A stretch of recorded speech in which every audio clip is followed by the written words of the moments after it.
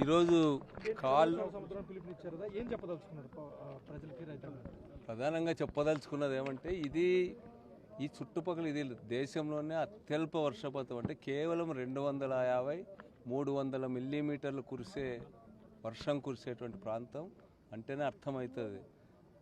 మరి ఇట్లాంటి ప్రాంతంలో రాజశేఖర రెడ్డి గారు వచ్చిన తర్వాత ఆశలు చిగురించినాయి. ఇక్కడికంతా 10-15 కిలోమీటర్లోనే పిఏబిఆర్ డ్యామ్ ఉంది, జీడిపల్లి రిజర్వాయర్ ఉంది, హంద్రీనివా సెకండ్ ఫేజ్ కాలువ కూడా ఈరోజు పోవడం వల్ల ఇక్కడున్న రైతులందరూ కూడా ఎంతో సంతోషంగా ఉన్నారు. ఇక్కడ ప్రధానంగా హార్టికల్చర్ డెవలప్ చేసుకుని అభివృద్ధి అవుతూ ఉన్నారు. ఇట్లాంటి పరిస్థితుల్లో ఈరోజు ఈ కెనాల్ లైనింగ్ చేయడం వల్ల ఇక్కడున్న భూగర్భ జలాలు ఎండిపోయినాయని చెప్తున్నారు. చాలా బూతులు తిడుతూ ఉన్నారు రైతులు. ఇక్కడున్న రైతాంగానికి బోర్లు ఎండిపోయినాయి, చెట్లు ఎండిపోయినాయి, చాలా ఆందోళన పడుతున్నారు. అందుకనే ఈ ప్రారంభంలో మేము రావాలన్నప్పుడు వాళ్ళు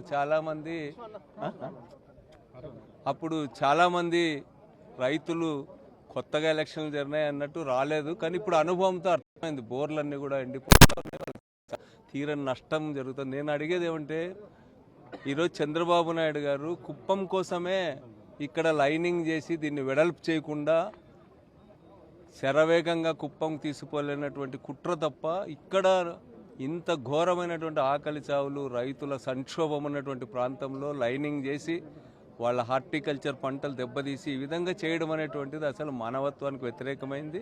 పైగా ఈ కెనాల్ వర్క్స్లో కూడా దాదాపు 196 కోట్ల రూపాయలు ఈ సెకండ్ ఫేజ్ లైనింగ్లో ఈరోజు ఎక్సెస్ కేసుకున్నారు. ఎక్సెస్ కేసుకోవడమే కాకుండా ఎంత నాసిరకంగా పనులు చేశారో చూస్తున్నాం. కొంతమంది రైతులు అడిగారు మాకు దారిలో, మీరేమన్నా పడగొడతారా అది లైనింగ్ చేసిందంటే మేము వాళ్ళకి ఒకటే చెప్పాం, నాసిరకం పనులు మన గవర్నమెంట్ వచ్చే లోపల ఆ లైనింగ్ అంతా కూలిపోతుంది, అందుకనే అదే స్వయం సిద్ధంగానే కూలిపోతుంది. అంత నాసిరకం పనులు చేయడం జరిగింది ఈరోజు గవర్నమెంట్.